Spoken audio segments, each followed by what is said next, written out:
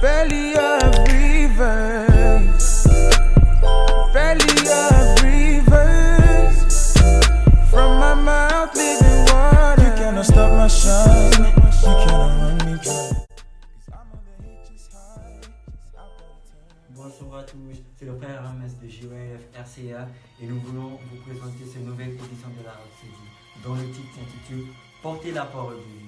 Et le verset d'ouverture est tiré de Philippiens 2, verset 14 à 16 qui dit Faites toutes choses sans murmure ni hésitation, afin que vous soyez irréprochables et purs, des enfants de Dieu irrépréhensibles au milieu d'une génération perverse et corrompue, parmi laquelle vous brillez comme des flambeaux dans le monde, portant la parole de vie, et je pourrai me glorifier au jour du Christ, de ne m'avoir pas couru en vain, ni travaillé en vain.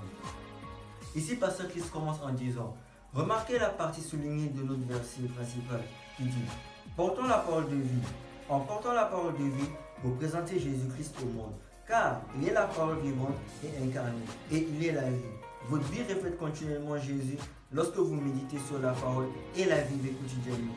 2 Corinthiens 3, 18 dit, nous, tous qui, dans le visage découvert, contemplons comme dans un miroir la gloire du Seigneur, nous sommes transformés en la même image de gloire en gloire, comme par le Seigneur l'Esprit. En regardant dans le miroir de Dieu, sa parole, où la beauté du Christ est exprimée, vous êtes transfigurés en cette même image de gloire que vous voyez dans la parole. Alléluia. C'est alors que vous découvrez que vous n'êtes pas cette personne faible, qui se tracasse, que vous pensiez être. Vous n'êtes pas la personne craintive, en quête de vengeance ou arrogante, que d'autres ont pu décrire.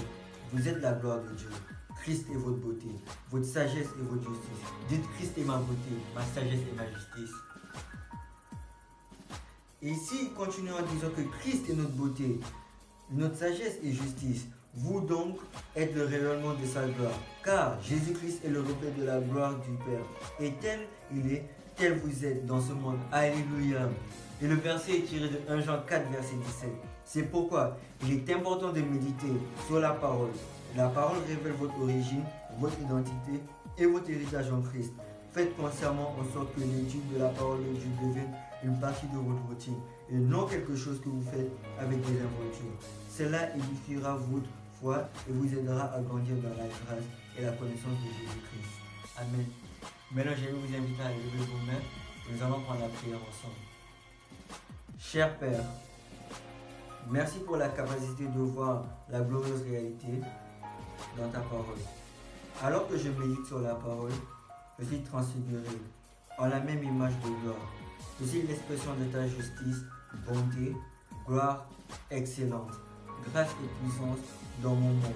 Je me marche dans la réalité de mon héritage, de mon autorité et de mes capacités en Christ. Au nom de Jésus. Amen.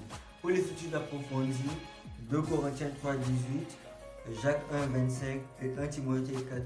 Et pour nos lecteurs de 1 an, Pasteur qui nous demande de lire Actes 14, verset 1 à 31, 2 Chroniques 16, 19. Et pour nos lecteurs de 2 ans, 2 Corinthiens 3, verset 1 à 10 et Cantique des Cantiques 5 à 6. Merci beaucoup d'avoir suivi la vidéo. Nous nous retrouvons demain pour une nouvelle édition.